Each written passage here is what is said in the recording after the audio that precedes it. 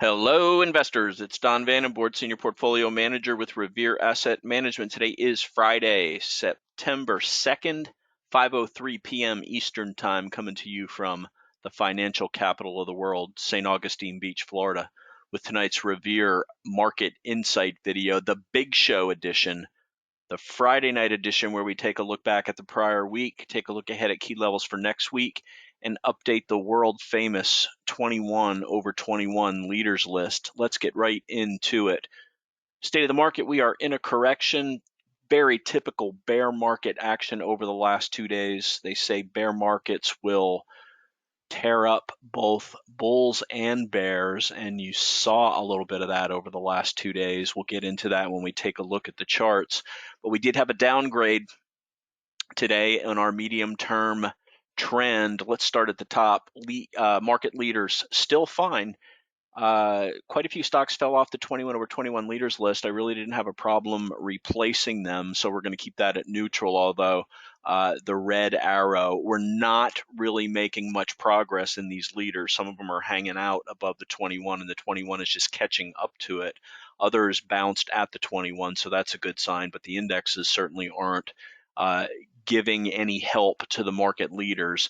As you can see, all three now on bearish / downtrend signal. This means that all 5 of the major moving averages that we discuss in these videos are trending beneath their short-term 21-day exponential moving average, beneath their medium-term 50-day moving average, and beneath their long-term 200-day moving average, as you will see when we get into the charts. So what just happened today? Good start to the day, gap up on what was perceived as a good jobs report, but a major negative reversal at the 50-day moving average resistance area, and I mean major, taking us all the way back down to yesterday's lows, where we conveniently bounced again. So 3,900 for now, still hanging as pretty good resistance, but 3,900 strong support.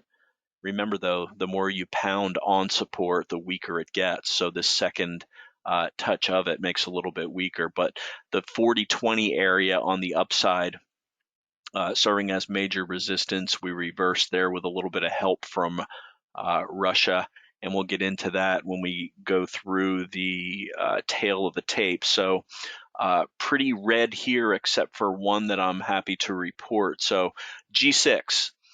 Our in-house 6 ETF growth proxy down 0.7%, S&P 500 down 1.1, NASDAQ 100 down 1.4, Dow down 1.1, mid caps down 0.75, Russell 2000 small caps down 0.7, Global Diversified 60/40 stock and bond down 0.35, in-house GROTECTION positive on the day, up 0.53%.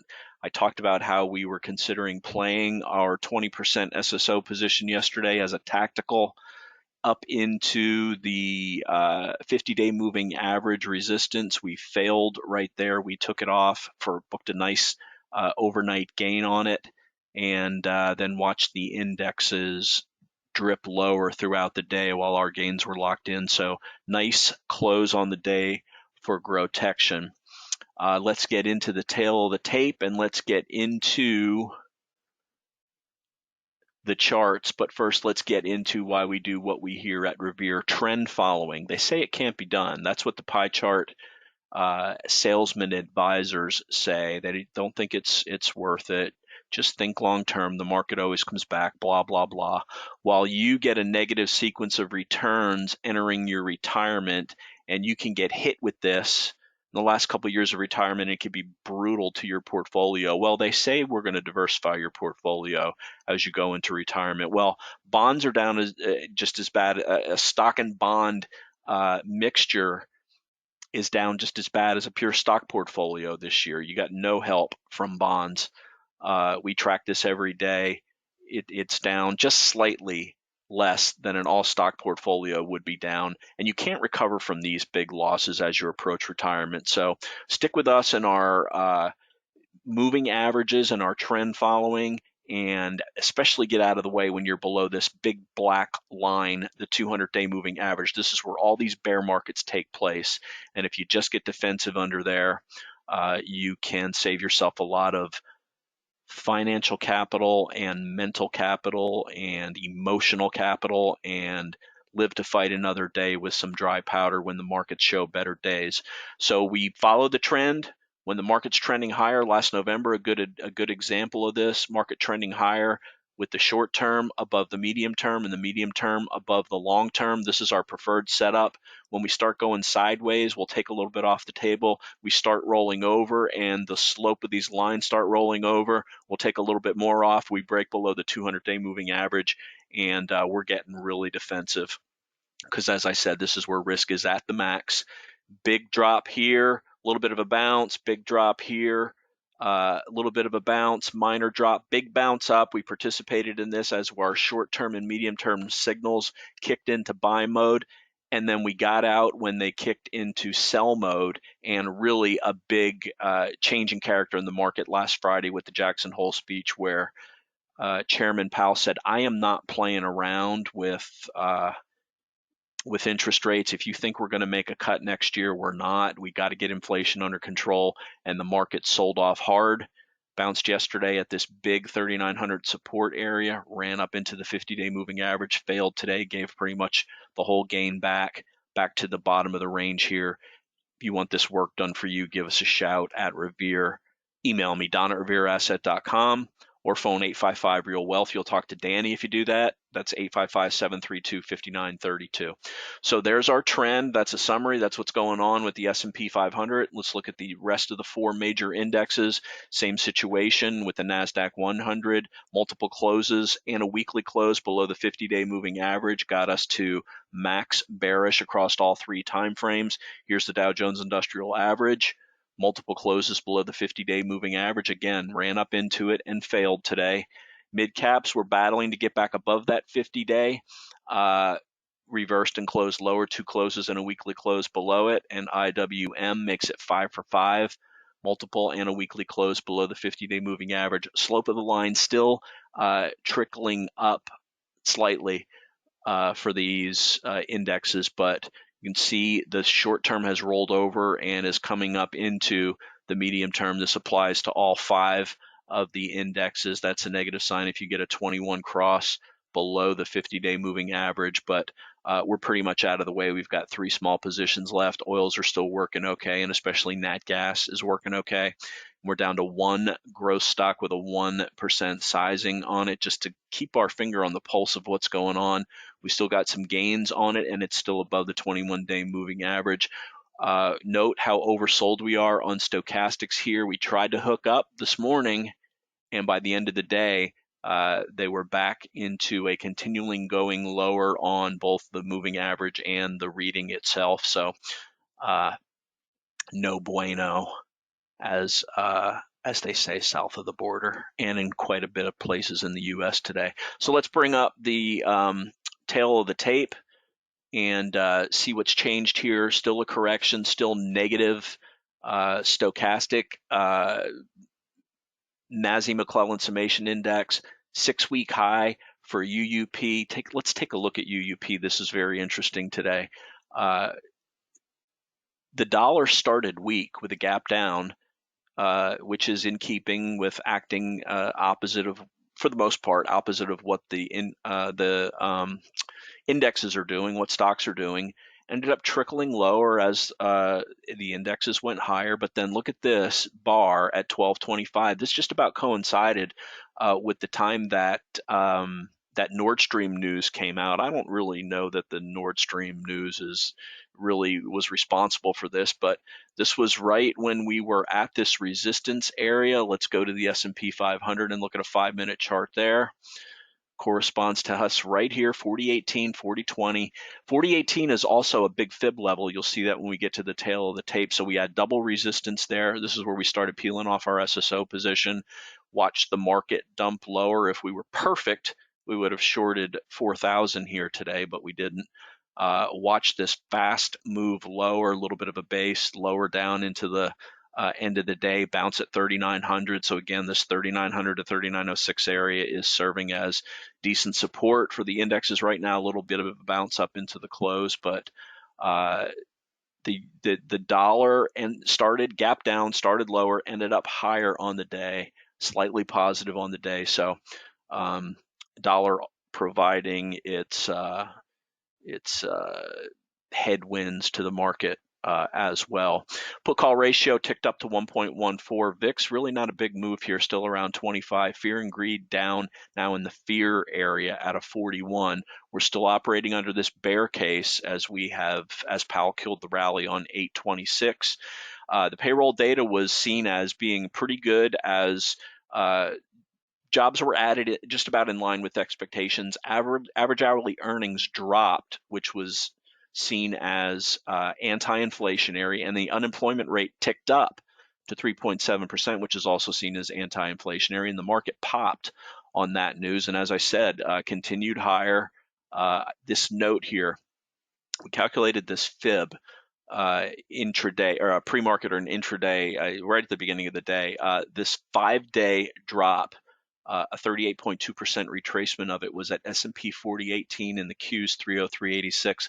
This corresponds with the 50-day moving average. So when we saw that we've got a double area of resistance there, it made us have more conviction about being right about taking off that SSO. And we hung around there a little bit before we started trickling lower. Expectations coming into today were neutral after the bounce yesterday. Wouldn't have surprised me if we'd have failed. Wouldn't have surprised me if we'd have went higher. We did go higher until that major negative reversal at 4,200. So we had the gap up, negative reversal, and then support held for the key levels that we were watching coming into today. Bonds were strong, gold and gold stocks were strong, oils strong, fertilizers and XME. The dollar, as I said, started out negative, ended up positive. Solars were weak today, retail was weak today, biotech was weak today. All these stocks that are on the focus list here, with the exception of TBT, are in the 2121 list. So we'll take a look at those when we get to that. But our portfolio exposure dropped from 0.54 down to 0.13 when we took the full SSO position off in two clicks of a mouse. To get rid of that and lock in the profit. Let's take a look at TBT here. This goes higher as interest rates go higher. Gapped out of this cup and handle, a little bit of a pullback toward the pivot here. So this pretty much mirrors what the TNX looks like. Here's 0 TNX. You can see the gap up, a little bit of a pullback there after the gap, not quite to the pivot. I showed you UP with the gap up, pullback off the ADMA, but it bounced at the ADMA and closed positive. As I said, that's a headwind for stocks. And bottom line, jobs report pop, big negative reversal at 4020, 3900 holds. The big areas for next week are this 3920 resistance and fib area and 3900 support, which has hit twice and held. But as you know, the more support gets banged on, the weaker it gets. So scroll this up. You can pause this if you want to take a look at the various support and resistance levels. Strong bounce off 3900. That's the support area that we're at here.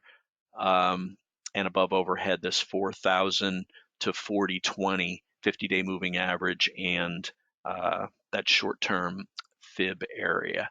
So let's get into the 21 over 21 list now. First, I want to get into the stocks that were kicked off last week.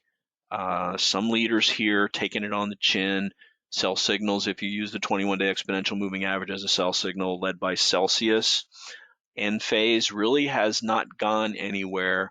First Solar and CSIQ have passed it up as it's just been trending with the market, in this case breaking below and closing below the rolled over 21-day exponential moving average. GFS, still a decent setup, but tried to get above the 21 but couldn't close the week above it. Lantheus, same situation. Former leader taking a break now, trending lower and closing below the 21. ON Semi, we've talked about this. Great story. Broke below the 21, tried to get back above it, closed below it. We're waiting for a better setup on this one. Plug Power, another one that we sold on market weakness last Friday with a close below the 21. Those were the 6 that were taken off of the 21 over 21 list. Now let's go through. We've got 9 sectors in here. I prefer to get 10, but there's a lot of diversification within the energy sector.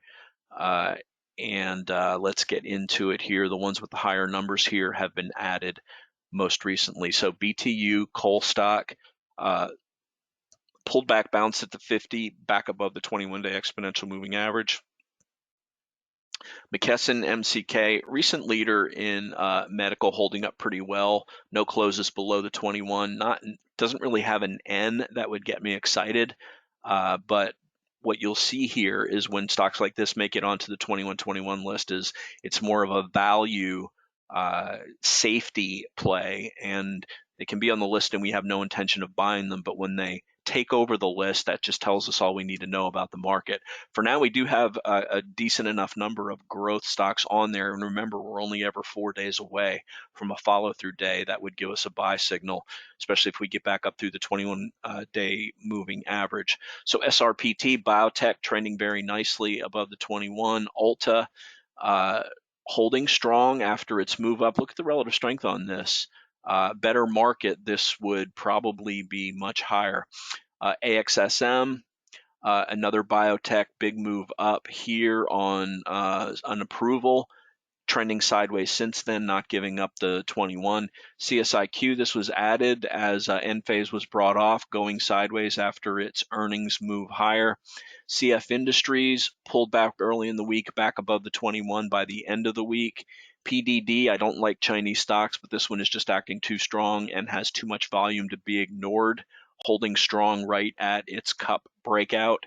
First Solar, really the strongest of the solar stocks right now as it continues to move higher. Basically, the government is building them a plant with this inflation protection program and all the money that was in there for green energy.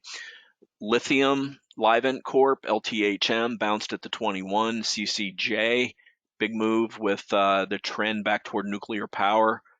This week, this is one of the best setups that you'll see.